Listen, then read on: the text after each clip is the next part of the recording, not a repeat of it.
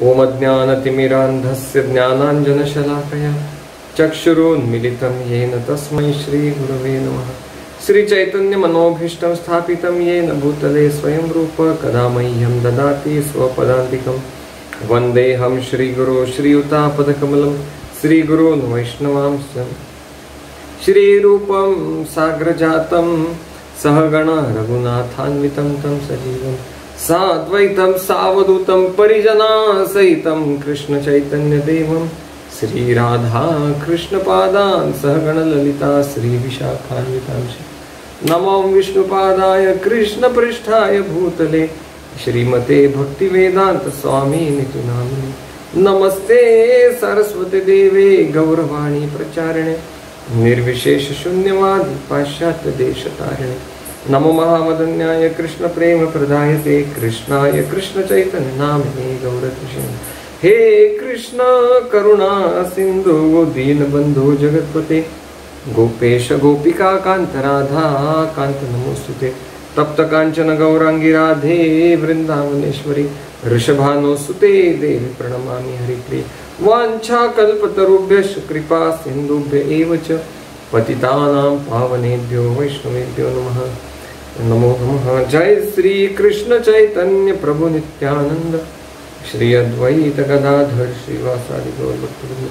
हरे कृष्ण कृष्ण कृष्ण हरे हरे हरे राम राम राम हरे हरे।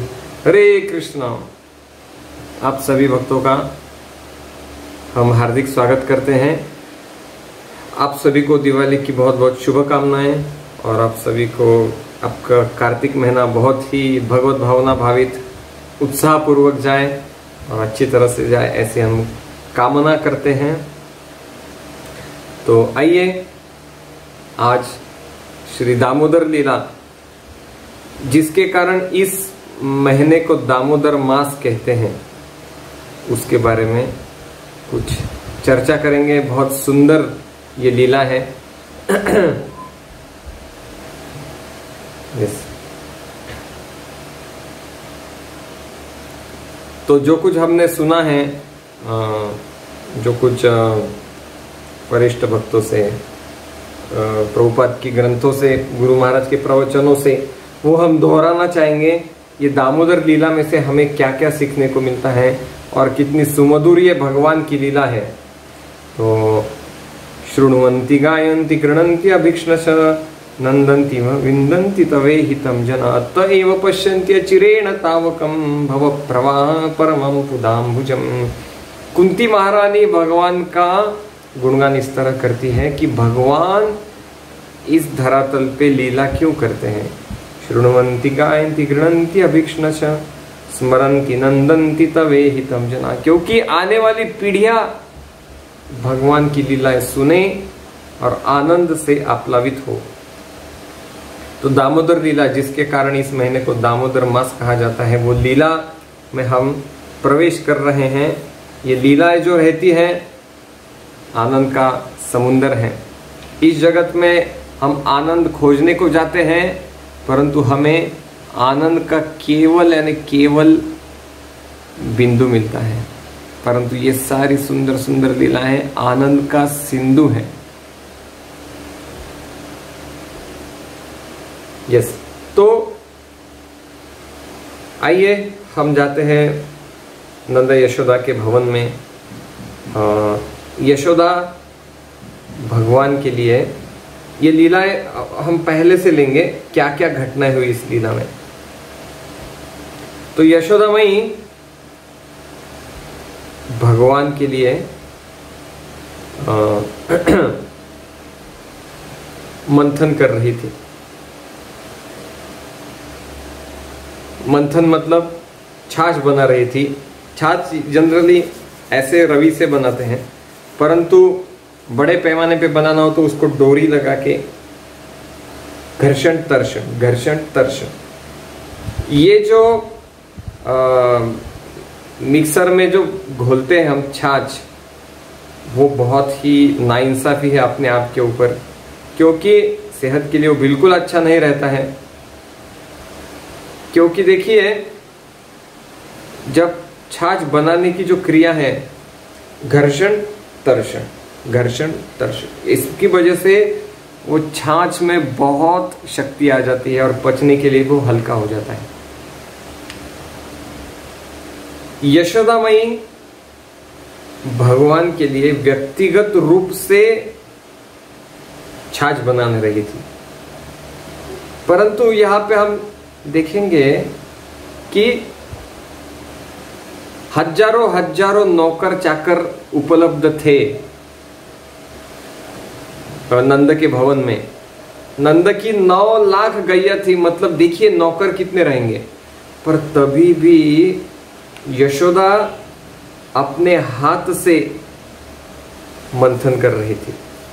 देखिए नंद भवन की इतनी बड़ी रानी, हजारों दासियां रहेगी, परंतु नहीं, बोल रहे कि अरे मेरे कृष्ण को खिलाना है, मैं कैसे नौकरों से करूंगी। और उसके बावजूद भी इतने सारे नौकर थे, तभी भी यशोदा को ही क्यों करना था मंथन? क्योंकि भगवान की इच्छा थी। भगवान की इच्छा के सामने सब विफल जाता है। देखिए ऐसा हुआ, हम एक बार जगन्नाथ रथ यात्रा निकाले थे। कहाँ पे? टिंगरे नगर, जो लोहगांव एयरपोर्ट, उसके आजू बाजू के नगर में, आजू बाजू के एरिया में हम जगन्नाथ रथ यात्रा निकाल रहे थे। और साउंड सिस्टम और जगन्नाथ के रथ को बहुत अच्छे से लाइटिंग की थी। और उसके पीछे साउंड सिस्टम का बड़ा ट्रक था। और ये दोनों को, रास्ते के ऊपर तो इलेक्ट्रिसिटी कैसे आएगी, तो हमने क्या किया था, उसके पीछे एक जनरेटर का ट्रक रखा था। ये जनरेटर का जो ट्रक, ये जगन्नाथ के रथ की लाइटिंग को और साउंड सिस्टम को पावर दे रहा था। पर ऐसा हुआ, मिसकम्युनिकेशन हुआ और जगन्नाथ का रथ आगे चला गया और ट्रक ही बंद पड़ गया। रथ आगे, ट्रक पीछे, पर ट्रक तो चालू ही नहीं हो रहा है। पर जगन्नाथ रथ यात्रा के ड्राइवर को, जगन्नाथ रथ के ड्राइवर को पता ही नहीं चला कि ट्रक बंद पड़ गया, वो आगे चलता रहा। तो क्या हुआ, बीच में की जो लाइन थी जिससे पावर जा रही थी वो कट हो गई, क्योंकि दोनों के बीच का डिस्टेंस बढ़ गया। तो करे तो क्या करे, इलेक्ट्रिशियन आया, कुछ कर नहीं पाया। तो ऐसा हुआ कि उस एरिया में एक प्रभु जी रह रहे थे, इनिशिएटेड ड्यूटी श्री तीर्थ प्रभु। दोनों मंदिर का इलेक्ट्रिसिटी का सब वो देखते फ्री में। तो वो उनका खुद का जनरेटर का ट्रक लेके आए और तब जब कनेक्ट हुआ तब रथ आगे बढ़ा। तब सभी भक्तों का निर्णय ऐसा था, चर्चा ऐसी थी कि जगन्नाथ को श्री तीर्थ प्रभु से सेवा लेनी थी। तो यहां पे ही हजारों नौकर चाकर हैं नंद भवन में, परंतु भगवान को यशोदा से सेवा लेने की इच्छा है। तो यशोदा क्या कर रही है? मंथन। तो हम पिछले सत्र में चर्चा किए वृंदावन की स्त्रियों की क्या विशेषता है, व्रजगोपियों की। या दोहने अवहनने मथनोपलेख प्रेंखांकनार्वरुदिते क्षण मार्जनादो ध्यायन्ति चैनम अनुरक्त धिया श्रुकंठो धन्या व्रज स्त्रिया उरुक्रम चित्तयाना। वृंदावन की स्त्रियों का वर्णन भागवतम में दिया है कि ये स्त्रियां धन्य है। ये क्या करती है? दोहन, गाय का दोहन करती है। मथन मतलब मंथन करती है और छाछ बनाती है। उपलेप, घर को गोबर से लेपती है। और एक आंखों से प्रेंखांक नार्भ रुदिते क्षण मार्जना दो, एक आंख से रोते हुए बच्चे की तरफ ध्यान देती है। और ये करते करते भगवान का गदगदित स्वर से गीत गाती है। ऐसी व्रज स्त्रियां धन्य है। ऐसे नहीं बोले कि जो सॉफ्टवेयर इंजीनियर है वो धन्य है, जो सॉफ्टवेयर डेवलप करते करते भगवान का गीत गाती है, ऐसा नहीं। तो ये सारा सुंदर जो अनुभव है, इससे आज हम सब वंचित हैं। कौन सा अनुभव? गाय का दोहन करना, छाछ का मंथन करना, जमीन को गोबर से लेपना, गोबर से लेपी हुई जमीन का जो सुगंध है, हजारों डिओ स्प्रे को वो पीछे डाल देगा। और घर से लेपा हुआ गोबर से लेपा हुआ जो घर है, वो घर में गद्दी की भी जरूरत नहीं, डायरेक्ट जमीन के ऊपर सो जाओ। पर आज हम अभागे शहर के लोग इस सुंदर अनुभव से वंचित हैं। खैर, वापस थोड़ा लीला में आते हैं।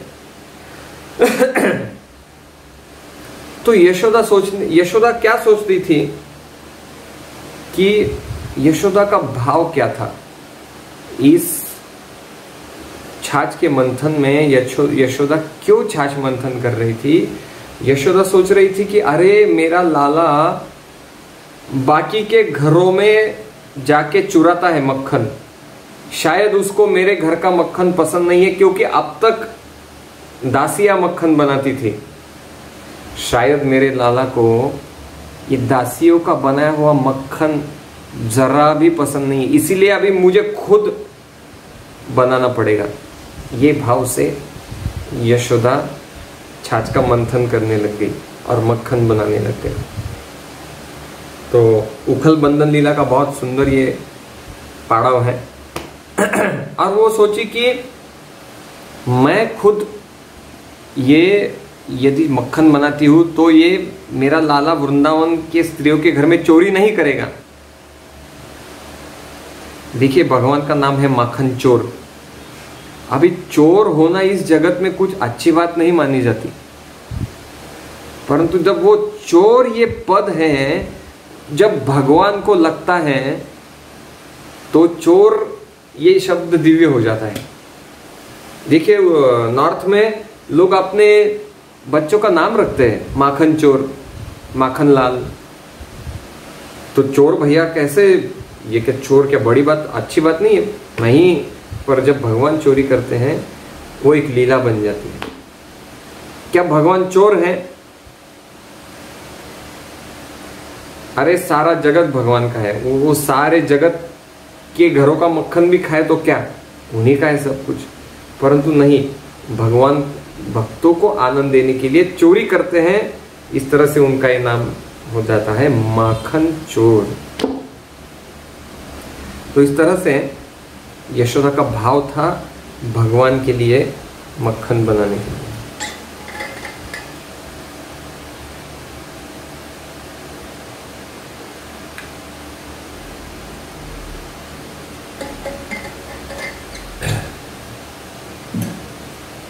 तो इस तरह से यशोदा सोची कि मैं ये मक्खन बनाऊंगी और अपने हाथों से नारायण को अर्पण करूंगी, इस तरह से मेरे बच्चे को अच्छा सुरक्षा होगी, नारायण का प्रसाद, ये उसका भाव था। मतलब है तो कृष्ण नारायण सेम, परंतु भगवान की लीला शक्ति के माध्यम से यशोदा भूल जाती है कि मेरा लाला सारे जगत का मालिक है। यशोदा भूल जाती है। तो यहाँ पे हम देखते हैं यशोदा हमें सिखाती है, हम कितने भी जीवन में बड़े चढ़े हो, कुछ कुछ सेवाएं खुद करनी पड़ती है। भले ही नौकर चाकर हैं घर में, पर नहीं, कुछ कुछ सेवा होती है खुद करनी पड़ती है। जैसे कि मानो कोई बहुत बड़े कंपनी का मालिक है, तो उसके घर में उसके गुरु आते हैं, तो क्या अपने सेवकों को थोड़ी बताएगा परोसने को, वो अपने हाथ से उसको परोसेगा। तो इस तरह से यशोदा का ये भाव था। यहाँ पे हम देखते हैं कि कितना यशोदा, हजारों नौकर चाकर यशोदा नंद भवन में, तभी भी अपने हाथों से लाला के लिए मक्खन बना रही है। तो हम देखते हैं कि शास्त्रों में ऐसे कौन से उदाहरण हैं जहां पे भक्तों ने अपने हाथों से सेवाएं की। बहुत महान भक्त थे, परंतु भगवान के साथ अपने हाथों से की। प्रताप रुद्र महाराज, सारे ओडिशा के राजा, परंतु जगन्नाथ का जब रथ निकलता था, अपने हाथों से रथ के सामने झाड़ू लगाते थे। देखिए कितने महान, पूरे ओडिशा के राजा अपने हाथों से झाड़ू लगा रहे। चैतन्य महाप्रभु जब रथ यात्रा का पहला एक दिन पहले चैतन्य महाप्रभु, बहुत तब चैतन्य महाप्रभु का नाम था, पर खुद गए गुंडीचा मंदिर में मार्जन किया कि अरे दूसरे दिन यहां पे जगन्नाथ आने वाले हैं। अपने हाथों से पूरे मंदिर का मार्जन किया चैतन्य महाप्रभु ने। कोना कोना में से छोटी छोटी गंदगी निकाली और हजारों भक्त जुड़ गए गुंडीचा मंदिर साफ करने के लिए। परंतु सारे भक्तों का कचरे का ढेर एक तरफ और उससे कई गुना बड़ा था चैतन्य महाप्रभु ने जमाया हुआ कचरे का ढेर। इस तरह से कुछ कुछ सेवाएं रहती है, अपने को करनी पड़ती है। घर में भले ही बहुत सारे नौकर चाकर हो, परंतु जब अपने बच्चे को खिलाना पिलाना है, अपने को करना पड़ता है। तो इसीलिए ये बहुत दुर्भाग्य है कि माताएं ऑफिस में चली जाती है और बच्चे को बाई की तरफ, बाई के पास दिए जाती। पहले जमाने में ऐसा नहीं था। पहले जमाने में क्या था, घर पे माँ, दादी माँ, कितना प्यार मिलता था बच्चे को इस तरह से। पर अभी वो सब कल्चर खत्म हो चुका है। तो माताओं ने जॉब लेना चाहिए, परंतु सबसे पहला उनका कर्तव्य है अपने बच्चे की देखभाल। भले ही थोड़ा पैसा कम आने दो, कुछ प्रॉब्लम नहीं है, परंतु आपका सबसे पहला दायित्व है अपने बेटों को हाथ से बना के खिलाओ और उनको हाथ से खिलाओ पिलाओ, उनके साथ थोड़ा बैठो, उनके साथ उनको समय दे दो। यस। तो इस तरह से यशोदा मंथन कर रही थी और छाछ दही बना रही थी। वृंदावन में ऐसा तब समय था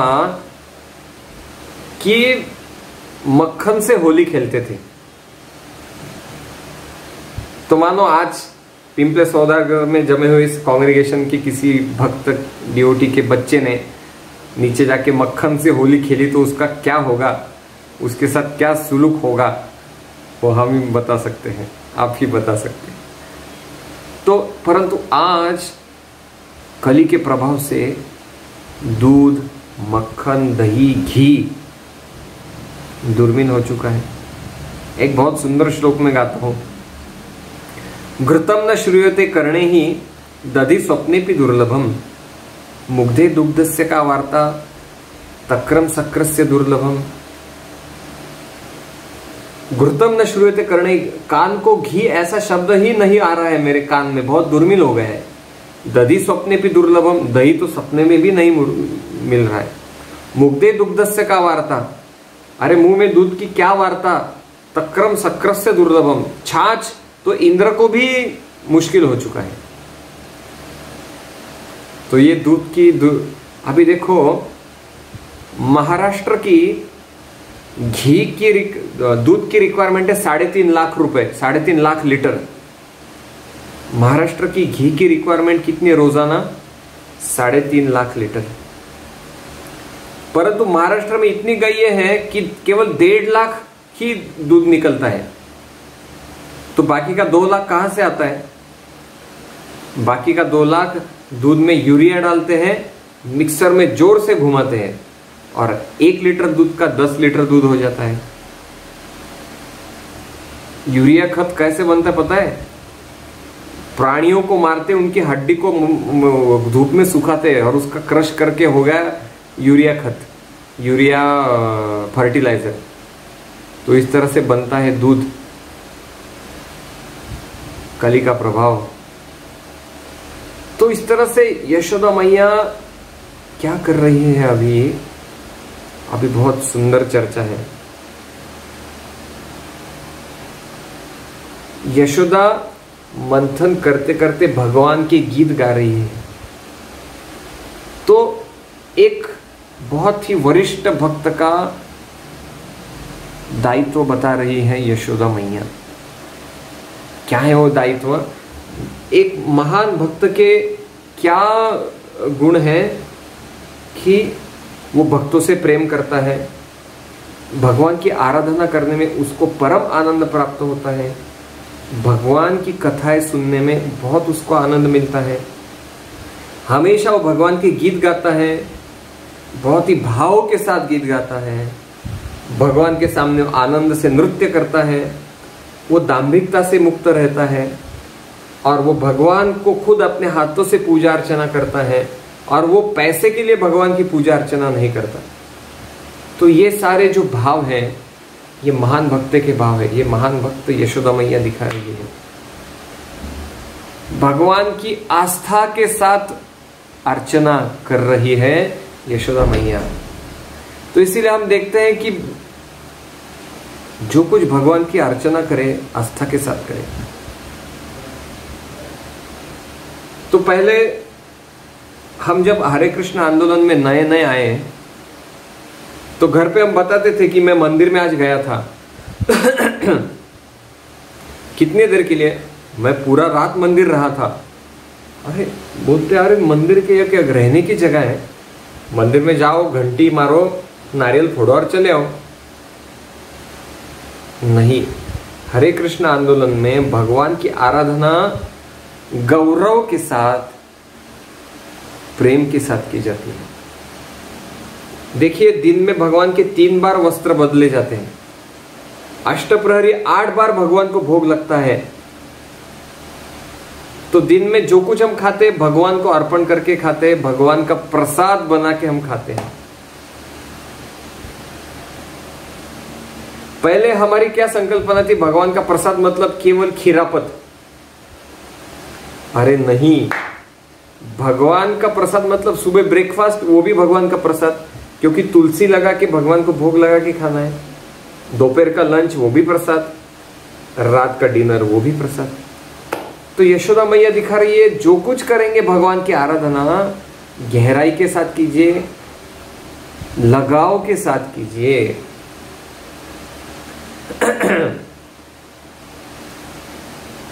तो इस तरह से जो लगाव के साथ भगवान की आराधना करता है, भले ही वो यवन संसार में भी कुछ यवन कुल में भी वो जन्म ले, परंतु आस्था के साथ, गौरव के साथ यदि वो भगवान की आराधना करता है तो ब्राह्मण से भी उच्च स्तर में है।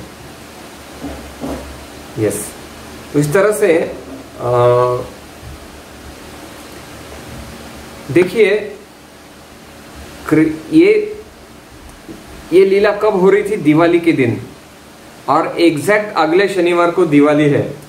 अपना क्लास नहीं होने वाला है, आपको रिहा कर रहे हैं हम, क्योंकि आपको रिश्तेदारों से मिलना है, आपको नए कपड़े पहन के रिश्तेदारों के साथ चकली, लाडू, चिवड़ा, सेव, गुजिया, इस सब का आदान प्रदान करना होगा, पटाखे फोड़ने होंगे। तो इसके लिए ये लीला 3-4 सत्र वाली है, इसलिए अभी से हमने चालू की। तो दिवाली के दिन याद रखना कि ये लीला हुई थी, इसीलिए आज ये सत्र है। दिवाली के दिन ये लीला हुई थी। तो इस तरह से भगवान 3 साल और 4 महीने आयु थी भगवान की जिस दिन ये उखल बंधन लीला हुई। तो ये जब यशोदा मैया मंथन कर रही थी तो कब कर रही थी? सुबह सुबह सूर्यास्त से 1-1.5 घंटा पहले, ब्रह्म मुहूर्त के ऊपर, और बहुत ही गहराई के साथ कर रही थी। क्यों? क्योंकि भगवान उठेंगे तो मेरे पीछे पड़ जाएंगे और मुझे वो कुछ ना मंथन करने देंगे, ना कुछ सेवा करने देंगे।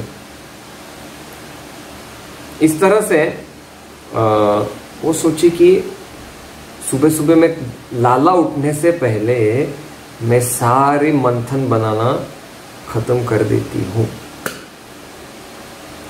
यहां से हमको बहुत महत्वपूर्ण चीज सीखने को मिलती है। जब करना है सुबह सुबह करो, सूर्यास्त से पहले करो, क्योंकि सूर्यास्त से पहले देखो, हमें यदि किसी गांव को जाना है, मानो पूना से नासिक जाना है, तो कब निकलेंगे हम? यदि सुबह 10 निकलेंगे तो क्या होगा? 4 घंटे के जर्नी को 8 घंटे लगेंगे, क्योंकि चाकण में ऑफिस टाइम चालू हो जाएगा। चाकण इंडस्ट्री एरिया है, ऑफिस टाइम चालू हो गया तो खत्म बात, गाड़ी धीरे धीरे आगे चढ़ेगी। पुणे से नासिक जर्नी करना है तो कब गाड़ी निकलना है? सुबह सुबह 4:30-5 बजे। इसी तरह से चेतना को आगे लेके जाना है, गाड़ी कब निकलनी है? सूर्यास्त से 1.5 घंटा पहले। आपने जब की गाड़ी कब शुरू करनी है? सूर्यास्त से 1.5 घंटा पहले। देखिए, सूर्यास्त से पहले जो जप होता है उसको वो मक्खन जैसा माला घूमती है, मक्खन जैसा। और एक बार ब्रेकफास्ट आ गया पेट में, पोहा खाया, दूध पिया, तो मालाएं कैसी होती है? मानो साइकिल है, साइकिल की चेन उतर गई है तो कैसा होगा? कितने भी पैडल मारो, खटर खट खट खट खटर खट खट, कितने पैडल मारो, गाड़ी आगे बढ़ने वाली है क्या? नहीं। कितने भी पैडल मारो, गाड़ी वहीं पे, साइकिल वहीं पे। इसलिए सुबह सुबह का जो वक्त है तब हमने जब चालू करना है। अभी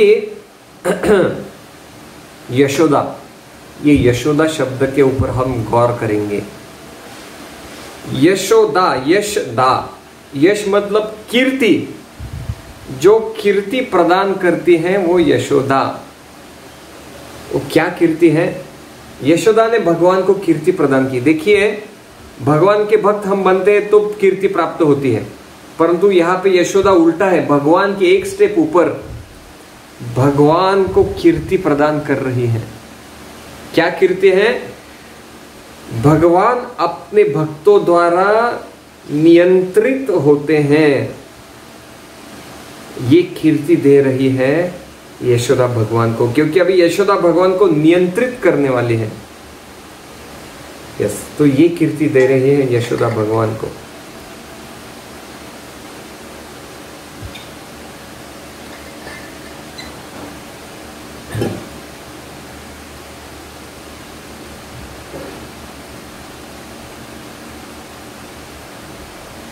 तो यशोदा भगवान के गीत गाते गाते मंथन कर रही है।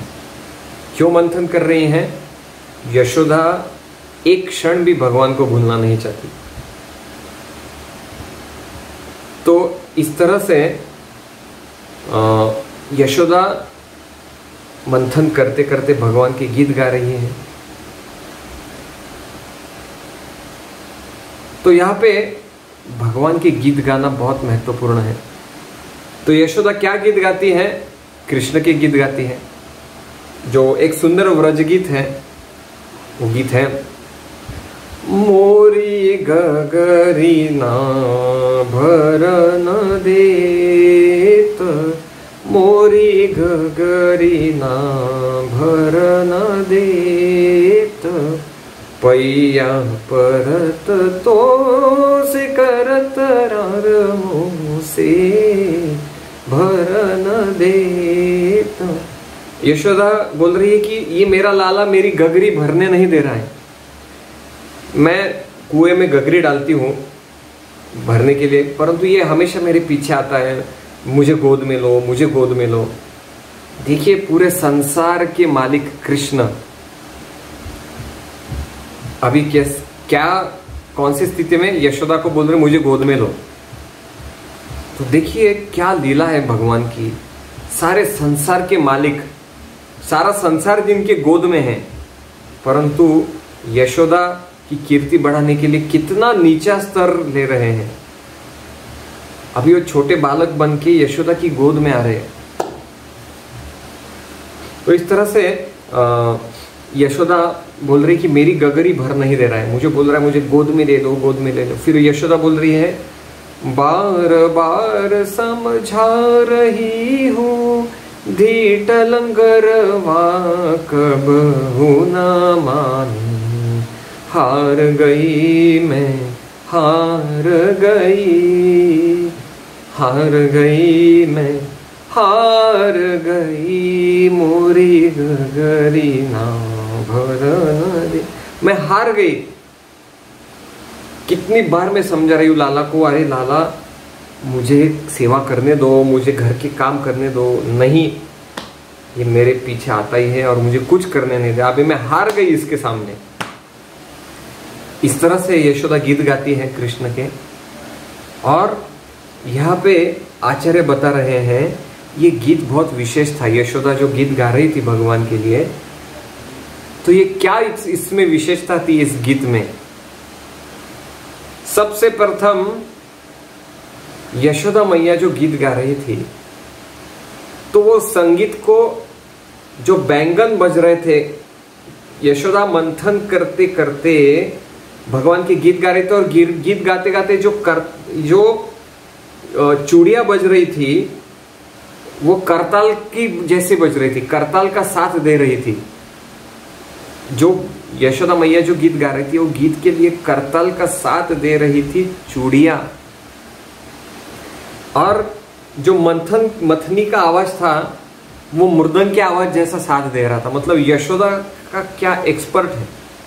एक तो हम गीत गाते हैं, नहीं तो मृदंग बजा सकते, नहीं तो करताल। कोई है ऐसा भक्त जो मृदंग भी बजाए, करताल भी बजाए और गीत भी गाए? तो यशोदा इतनी विशेष है। करताल का आवाज दे रही थी चूड़िया, मृदंग का गीत दे रही थी मथनी। तो यहाँ पे बहुत सुंदर सीखने को मिलता है कि जब भी कभी श्रोतागण है, भगवान के गीत, भगवान के लीलाएं सुनाना चाहिए। जब भी कभी कोई वक्ता है, भगवान का गुण सुनना चाहिए। और जब भी कोई श्रोता भी नहीं है, सामने वक्ता भी नहीं है, तो क्या करना चाहिए? तो खुद ही खुद गाना चाहिए।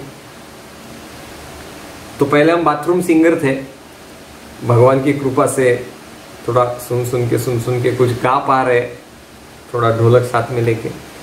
इस तरह से ये श्लोक जो है, तद्वाग विसर्गो जनताग विप्लवो यस्मिन् प्रति श्लोकम अबद्धवती अपि नामान्यनन्तस्य शोंकितानि यत् शृण्वन्ति गायन्ति गृह्णन्ति साधव।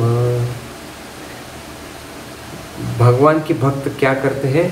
शृण्वन्ति गायन्ति गृह्णन्ति साधव। भगवान के श्लोक क्या, भगवान की गीत क्या करते हैं? भक्त शृण्वन्ति, सुनते हैं। जब भी कोई अच्छा वक्ता है सुनो। शृण्वन्ति गायन्ति, गाओ। जब भी कभी आपके सामने कुछ लोग हैं उनके सामने गीत गाओ। और गृह्णन्ति, गायन्ति, उनको सुनाओ। और जब श्रोता नहीं है, वक्ता नहीं है, तो खुद गाओ। जैसे चपाती का आटा बेलते बेलते भगवान के गीत गाओ। और कपड़े को माताएं छाछ बनाते बनाते गीत गाओ। आटा बेलते बेलते गीत गाओ। प्रभु जी लोग ऑफिस को जाते वक्त प्रेस कर रहे हैं, यदि आप करते होंगे तो कपड़े प्रेस करते करते भगवान की गीत गाओ। नहाते नहाते गीत गाओ।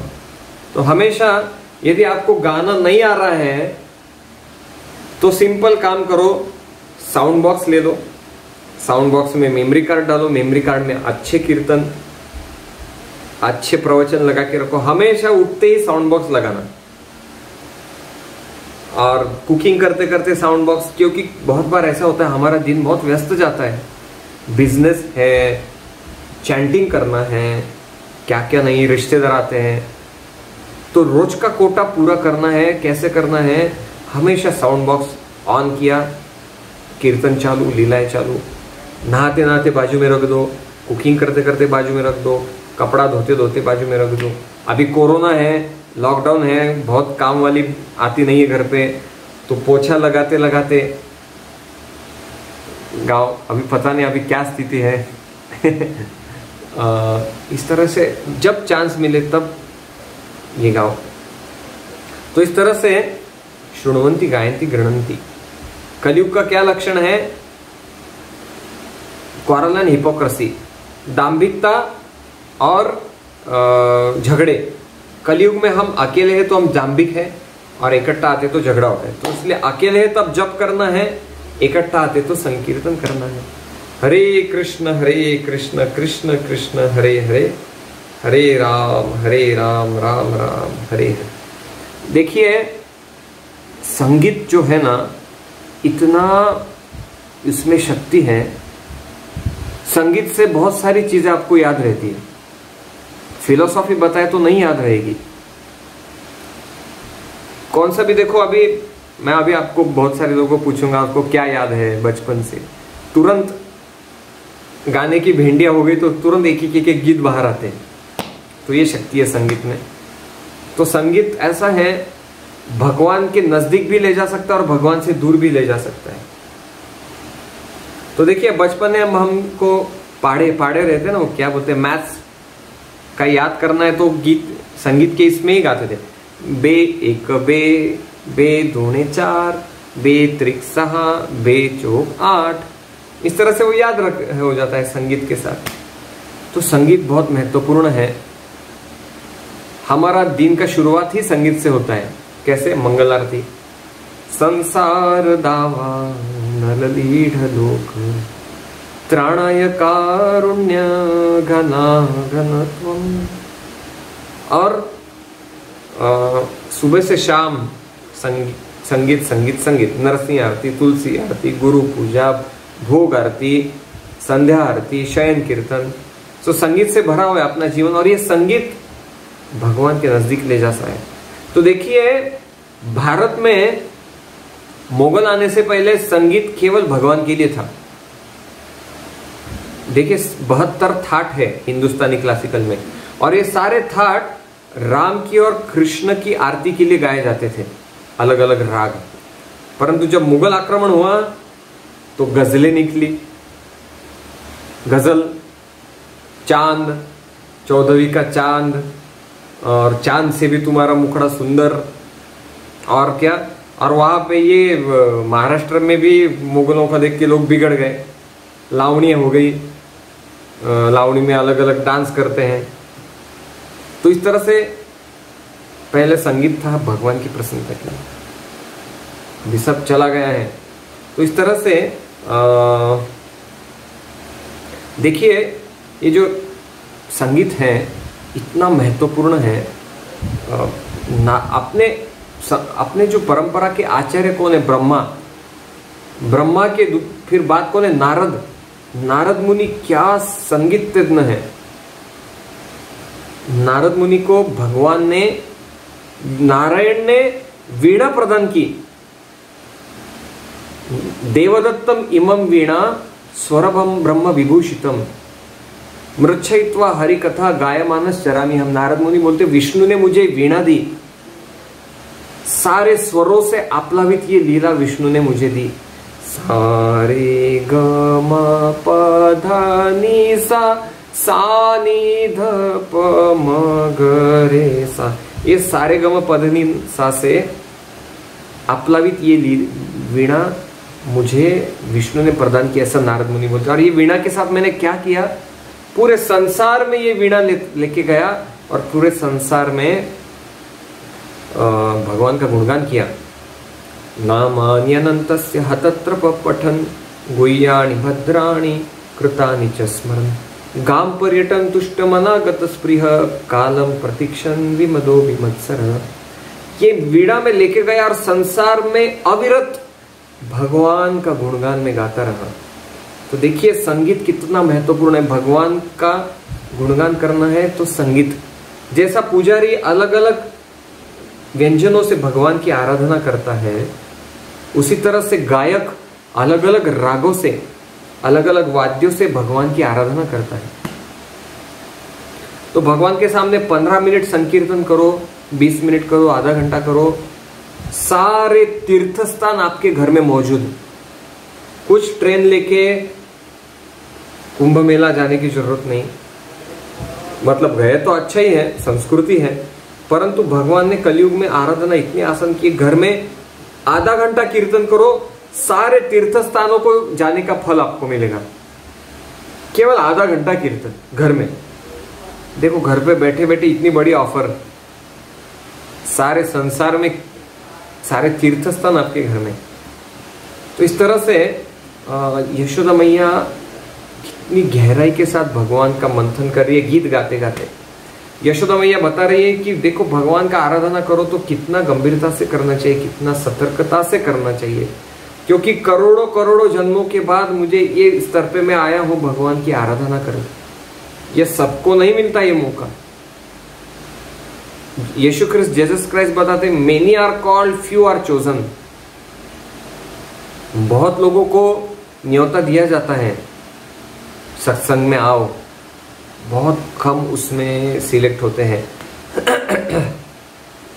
बहुत कम लोगों का उसमें चुनाव होता है। यहां से इस कम लोगों में से हम सब चुनिंदा लोग हैं। तो पुणे की कितनी बड़ी पॉपुलेशन है, उसमें से हम चुनिंदा हैं, यहाँ पे इकट्ठा हुए हैं, भगवान की लीला सुन रहे हैं। तो इस तरह से यशोदा गहराई के साथ कर रही है। और जब हम भगवान की साधना गहराई के साथ करते हैं तो भूख प्यास भूल जाते हैं। देखिए जन्माष्टमी के दिन रात को 12 बजे तक निर्जल रहता है और दिन भर इतना व्यवस्थापन, इतना कीर्तन, ये जप करना, आने वाले मेहमानों से बातें करना। लोग बोलते कि कैसा ये शक्ति आपको प्राप्त होती है, आपने ना कुछ खाया ना एक बूंद पानी पिया। तो सब शक्ति भगवान से आती है, जो सारे संसार को शक्ति देते हैं, जो उसमें आराधना, उसकी आराधना करते हो, उसको कैसा वो शक्ति नहीं देंगे। तो इस तरह से ये जो भूख प्यास मिट जाती है जब भगवान की हम आराधना करते हैं। तो यहाँ पे हम देखते हैं कि कुछ लोग सहजिया रहते हैं, भगवान को सहज लेते हैं। सहजिया मतलब भगवान को सखा जैसा मानते हैं। एक माता थी, कन्हैया ठाकुर वो माता के मतलब घर में प्रोग्राम के लिए गए और वो बहुत सारे ब्रह्मचारी भी थे और वो टीवी के सामने लड्डू गोपाल थे। लड्डू गोपाल टीवी के सामने क्या है, वो माता बोलती मेरे लड्डू गोपाल को टीवी देखना बहुत पसंद। इसको बोलते सहज लेना, अरे वो भगवान है। फिर थोड़ी देर बाद लड्डू गोपाल कहाँ गए, किचन में।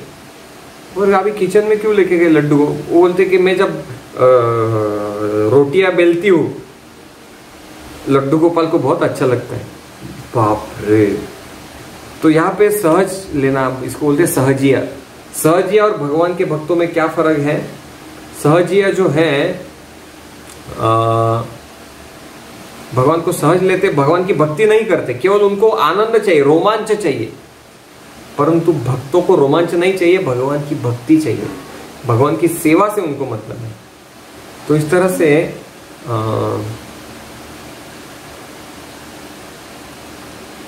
यशोदा मैया घेरवे वस्त्र की साड़ी में थी।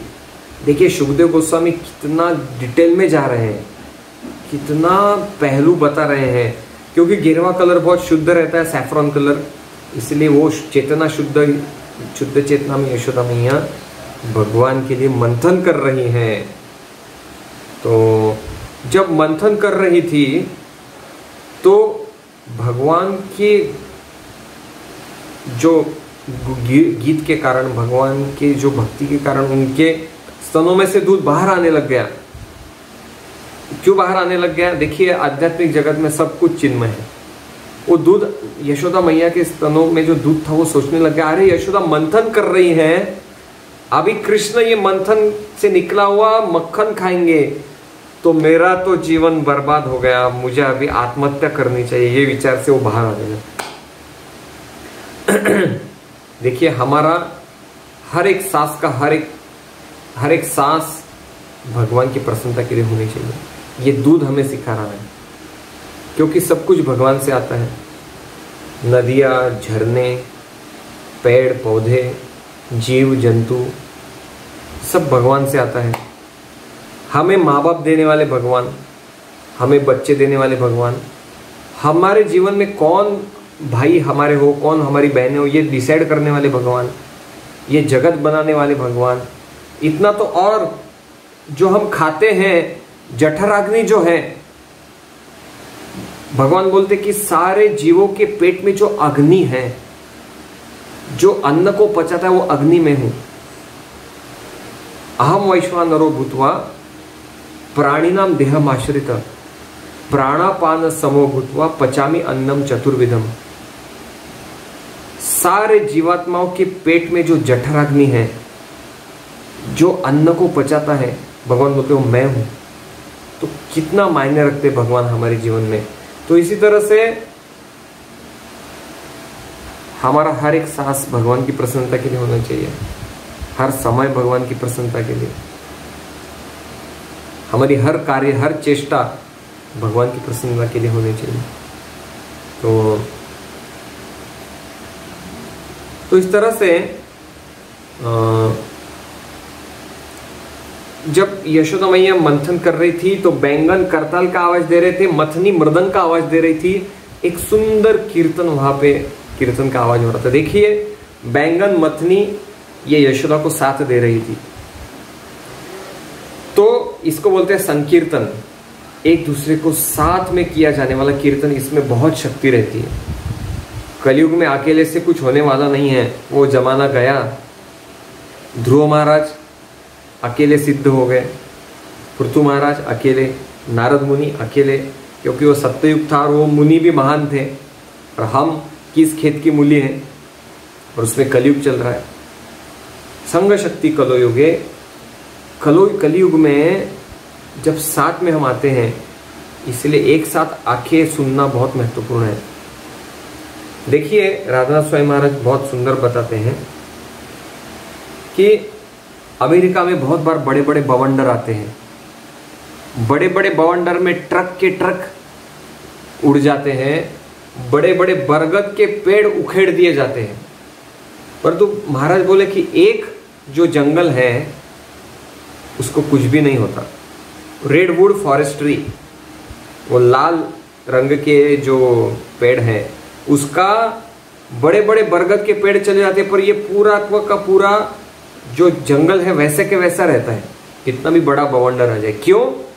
क्योंकि महाराज बोलते हैं कि ये जो फॉरेस्ट है उसके पेड़ के जो मूलियां है वो जमीन में जाती है, और जाने के बाद एक दूसरे पेड़ के मूलियों को घट्ट टाइट पकड़ के रखती। कितना भी बड़ा बवंडर आए एक दूसरे को पकड़े हुए है। तो इसके लिए माया का कितना भी बवंडर आए, एक दूसरे को हम यदि पकड़े हुए हैं, साथ में आके सुन रहे हैं, तो माया कुछ नहीं कर सकती। तो इस तरह से वे बहुत भाग्यशाली हैं जिसको भगवान के बारे में श्रवण करने को मिलता है। वे बहुत भाग्यशाली जिसको भगवान के बारे में भक्तों के सानिध्य में श्रवण करने को मिलता है। और वे बहुत बहुत बहुत भाग्यशाली जिनको भगवान के सानिध्य में भगवान का श्रवण बारंबार करने को मिलता है। तो इस तरह से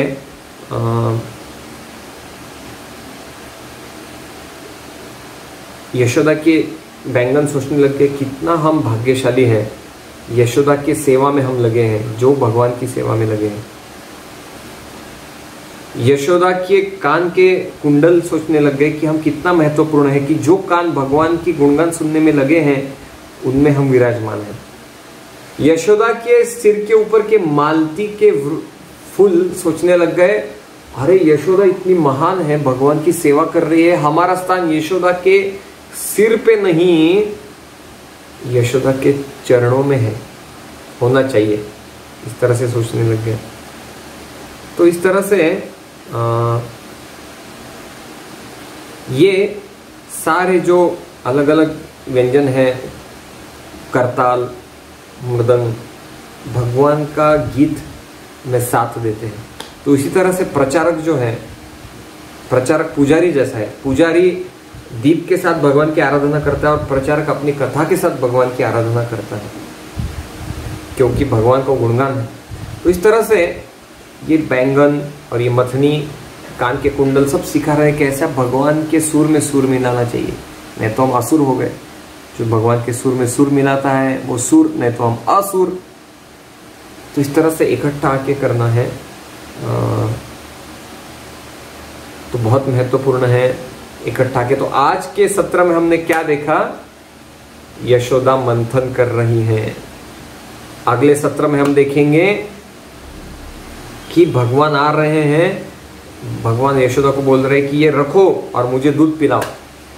भगवान यशोदा भगवान को स्तनपान कराती हैं, ये अगले सत्र में देखेंगे। और उतने में जो चूल्हे के ऊपर रखा हुआ दूध बाहर आता है और यशोदा वो बंद करने के लिए जाती है और लाला कृष्ण गुस्सा होते हैं। तो आगे क्या होता है ये अगले सत्र में देखा जाएगा। तो बहुत बहुत धन्यवाद। किसी का कुछ सवाल है तो जरूर पूछिए।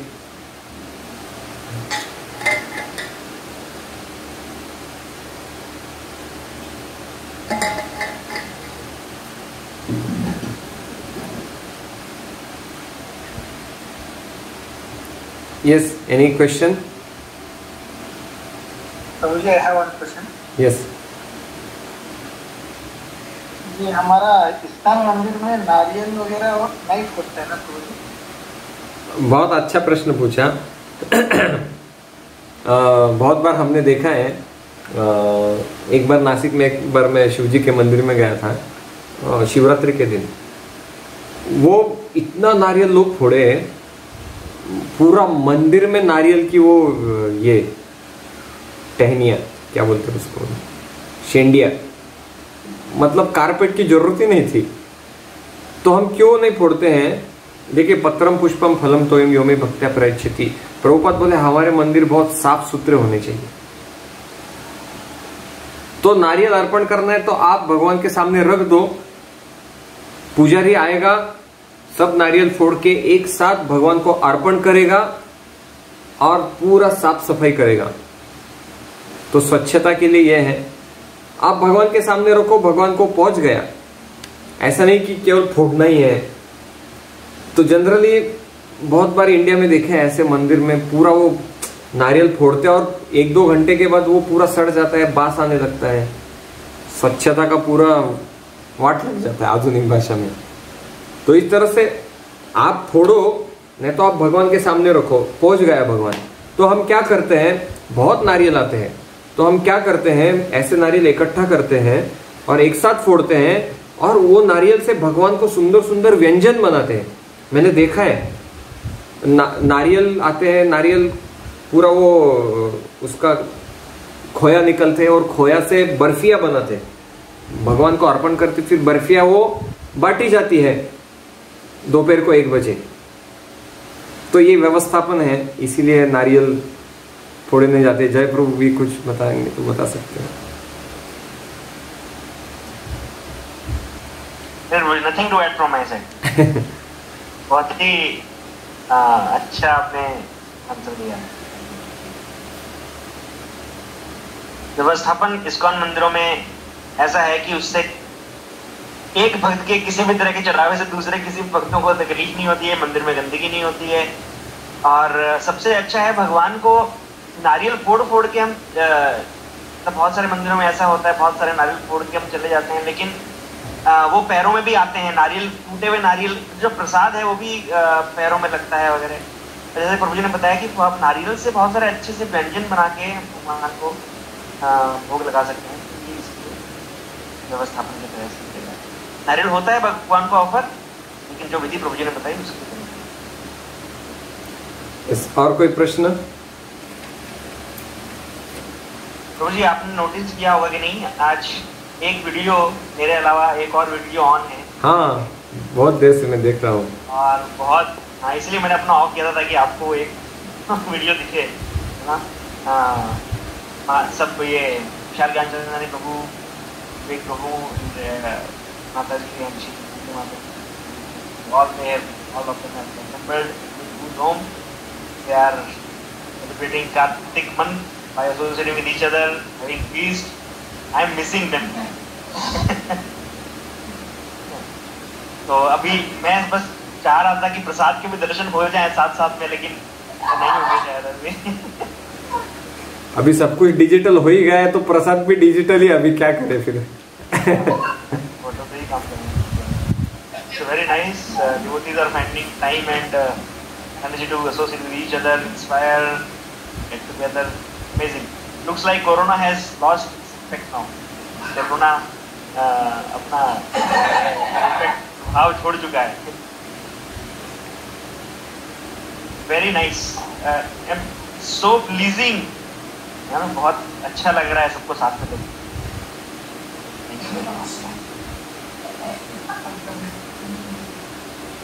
अब मिस करें प्रभु जी सबको, राजवीर पैलेस को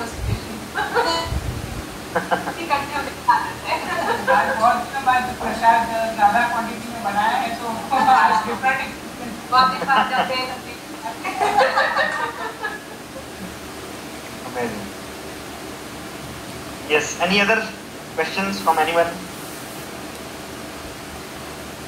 प्रभु जी और एक क्वेश्चन। Yes bro. ये कार्तिक मास ये दामोदर मंथ है, तो it is generally after Diwali का दिन से चालू होता है ना, but I am just observing that, but I am not sure exactly. नहीं, ये शरद पूर्णिमा के दिन से चालू होता है, जो रास नृत्य होता है तब से ये चालू हो जाता है कार्तिक महीना। जो पिछले हफ्ते जो शरद पूर्णिमा हो गई तब से कार्तिक महीना चालू हो गया।